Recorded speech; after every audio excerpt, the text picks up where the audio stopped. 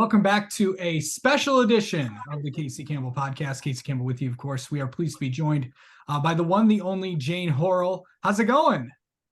It's going great. Okay. Can you see my hat? We got I a big can see your weekend hat. coming up. Yep. Okay. So the reason why Jane is on here, obviously, for context, I've known Jane and the Horal family for my entire life. First off, kind of explain and just introduce yourself and tell us a little bit about what you got going on. Okay. So I'm Jane Horal, and we are having the 5th memorial ride for Dan Horal, my husband, who was hit by a distracted driver April 24th, 2019. It's a Do It for Dan memorial ride, and this year we're making it a little bit different. We're trying to engage the community a little bit more, doing more of we're still having the memorial ride, but we're doing more of a Do It for Dan day. And we will have Rolling Stone wood-fired pizza. They'll have their truck in Dodge Park at the for the end of the ride, or those that are walking and not doing the ride, they can go in anytime, starting at 3 o'clock. We will also have the Horseback Ride Association there. They will be displaying their activities. The DNR will be there showcasing the track chairs, so that this is so wonderful. If someone is wheelchair bound, they will be able to go through the park in the track chair. So that's available. I didn't even know that until about 6 months ago. So we will have the Brighton High School cycling team truck there. The League of Michigan Bicyclists will be there. Yep. The Hometown Bicycles will be there. I don't want to miss anybody. And the other thing is we will be auctioning off, raffling off a children's Cannondale bike, an adult Cannondale bike, and then a $150 gift certificate to the running labs. We'll do that on Monday, but we will be selling raffle tickets throughout the day.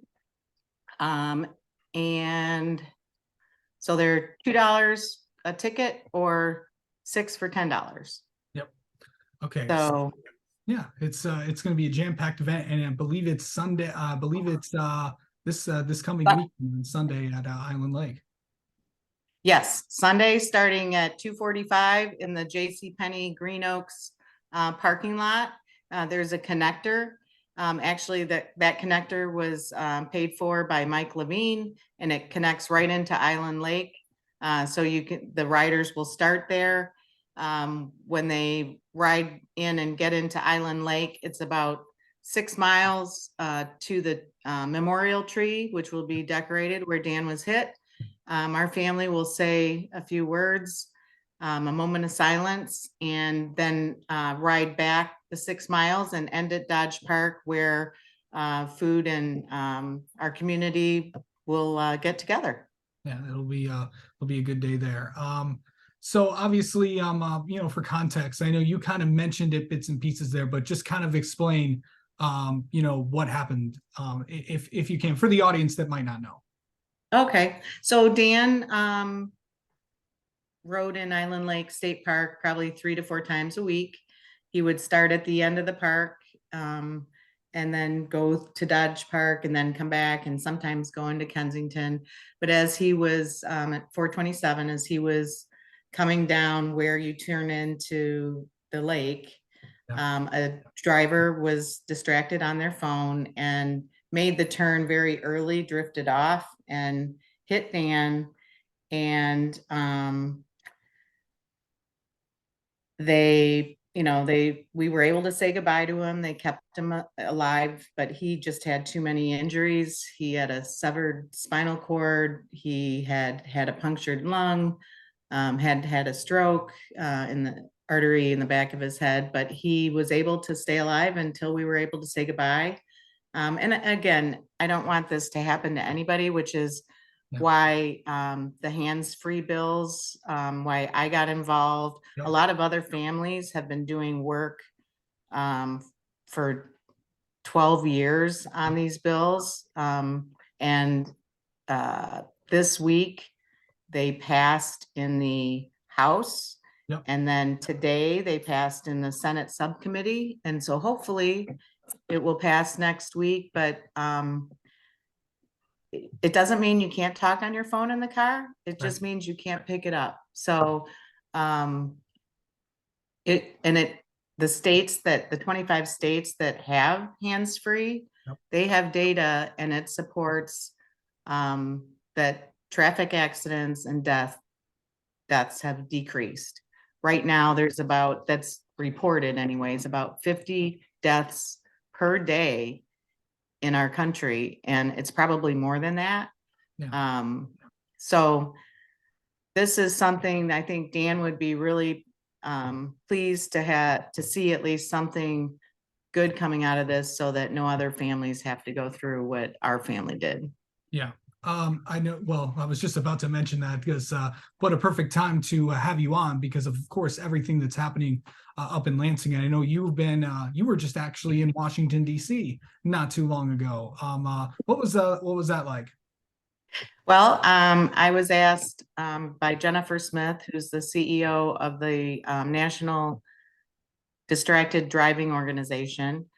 They had their first National Distracted Driver Coalition meeting where they were seeking technologies to decrease distracted driving. And so several high-tech companies that are launching new technologies and also have technologies to prevent distracted driving.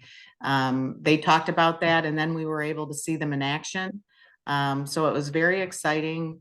I gave some special remarks that talked about that day and the days after, which was really hard to do, but I know Dan was with me. It was, again, it's very important the work that the National Distracted Driving Coalition is doing across our nation.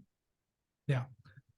So kind of talk about the Dan Horal Family Foundation. I know you've put in a lot of work with that, and kind of talk about what they do, what you guys do with that. Yep. Okay. So we started the Daniel J. Horal Family Foundation probably 6 months after Dan's passing, and the community also formed a group called Go Live Co, which is for Livingston County. And we decided together we would be able to be more impactful in making our county safer. I mean, Dan was in a park. It was a low speed hit that he took, but he died. So if you look around Livingston County, it was really built for cars and motorized transportation. It's very unsafe to walk or ride your bike. If you have to ride your bike to work or even walk to work, you're taking your life in your hands because there are not safe sidewalks. I mean, if you look around, and actually if you go to our website, www.golivco.org, we have a full presentation where we've taken pictures around the county. Tammy Higgins, who is on our Go Live Co team, we've all been sending her pictures of unsafe conditions. I mean, it's the kids that go to elementary school can't even walk to school because there aren't even any crosswalks to cross to the school. Yeah. So what we're trying to do by the fundraising that we are doing with the Do It for Dan ride and other activities is we're trying to use that money for these type of things. And so far we've distributed about $50,000. Some of it went to the DNR, and if you go in the DNR in Island Lake State Park, they have put in solar speed limit signs, new paint. They're really trying to make the park safer for everyone. We've also Dan went to Brighton High School, as I did, and we have a Brighton High School alumni scholarship. Yep. In fact, we're giving that out on June 1st, which is exciting. And then we also give to the League of Michigan Bicyclists because all the work that they're doing is really making non-motorized transportation safer as well. Yeah. I know that obviously I know that you've done plenty of interviews on television and all that, and obviously going in front of Lansing and Washington. When this what will this new law that's going through the Michigan House and Senate right now, what's that really going to do, you think, as time goes on? Because everyone has probably seen it, and probably everyone's been guilty on it.